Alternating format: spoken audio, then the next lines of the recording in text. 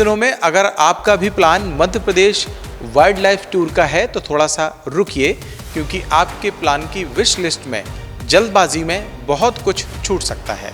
इसलिए पहले ये तस्वीरें और हमारी रिपोर्ट देखिए, फिर अपनी विश लिस्ट को अपडेट कीजिए।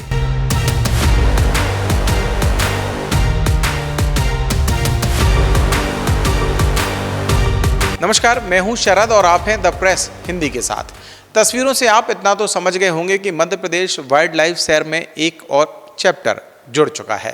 बिल्कुल सही सोच रहे हैं आप। ये तस्वीर कूनो नेशनल पार्क से आई है और कूनो को कूनो बनाने में मध्य प्रदेश सरकार इसी चीते की रफ्तार से काम भी कर रही है।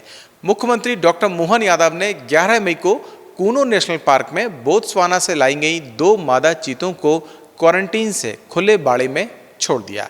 इसके साथ ही कूनो नेशनल पार्क में चीतों की संख्या 57 तक पहुंच गई है। खास बात यह है कि कूनो नेशनल पार्क अब ग्लोबल ब्रीडिंग सेंटर के रूप में तेजी से विकसित हो रहा है।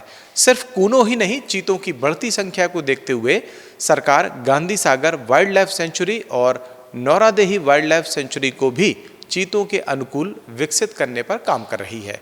दोनों सेंचुरी में चीतों के लिहाज से लैंडस्केप विकसित करने के साथ साथ नौरादेही में सॉफ्ट रिलीज बोमा का निर्माण किया जाना भी प्रस्तावित है।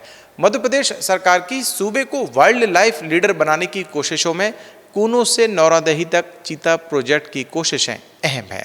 सबसे अहम बात यह है कि खुद मुख्यमंत्री डॉक्टर मोहन यादव इन प्रोजेक्ट्स की निगरानी कर रहे हैं।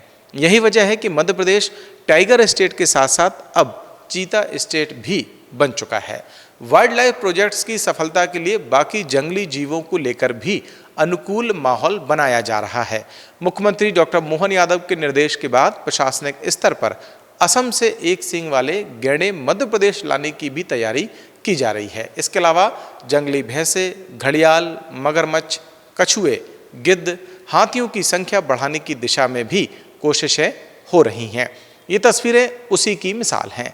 जब मुख्यमंत्री डॉक्टर मोहन यादव ने असम के काजीरंगा नेशनल पार्क से लाए जंगली भैंसे मध्य प्रदेश के कान्हा नेशनल पार्क में छोड़े थे। खास बात यह है कि मध्य प्रदेश की धरती पर 100 साल बाद ये भैंसे नजर आए थे। अभी कान्हा में 8 जंगली भैंसे छोड़े गए हैं, जबकि आने वाले 3 साल में इनकी संख्या 50 करने की योजना है।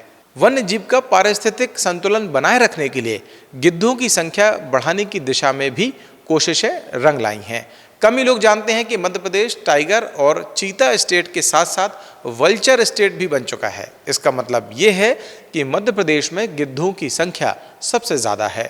वन्य जीव संरक्षण के आंकड़ों के मुताबिक मध्य प्रदेश में मौजूदा वक्त में 14,000 से ज़्यादा गिद्ध हैं। हाल ही में मुख्यमंत्री डॉक्टर मोहन यादव की ओर से भोपाल में छोड़े गए एक गिद्ध ने उज्बेकिस्तान तक की यात्रा तय कर ली थी। वहीं पहले से टाइगर के मामले में नंबर 1 स्टेट को और आगे ले जाने की दिशा में रातापानी टाइगर रिजर्व को 8वां टाइगर रिजर्व घोषित किया गया है। हालांकि ये काम इतना आसान नहीं था। करीब 17 साल से पेंडिंग रातापानी टाइगर स्टेट को पहचान मोहन सरकार की कोशिशों के बाद ही मिली। रातापानी टाइगर रिजर्व की सबसे अहम बात यह है कि ये टाइगर रिजर्व किसी भी राज्य की राजधानी से सबसे करीब है। शिवपुरी में माधव टाइगर रिजर्व, सागर में डॉक्टर भीमराव अंबेडकर अभ्यारण्य और ओमकारेश्वर जहानगढ़ में 2 नए अभ्यारण्य की मंजूरी साबित करती है कि सरकार वन्य जीव संरक्षण को लेकर काफ़ी गंभीर है। इसी दिशा में सरकार ने जंगली हाथियों की संख्या बढ़ाने और हाथी मानव संघर्ष को कम करने के लिए करीब 50 करोड़ रुपए की योजना को मंजूरी दी है।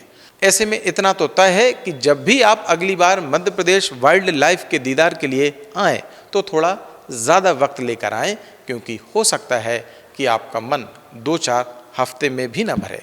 अगर हमारी ये स्टोरी आपको पसंद आई हो तो कमेंट सेक्शन में आके आप हमें बता सकते हैं। और अभी तक अगर आपने द प्रेस हिंदी को लाइक और सब्सक्राइब नहीं किया है तो अभी करें और मुझे दें इजाज़त। नमस्कार।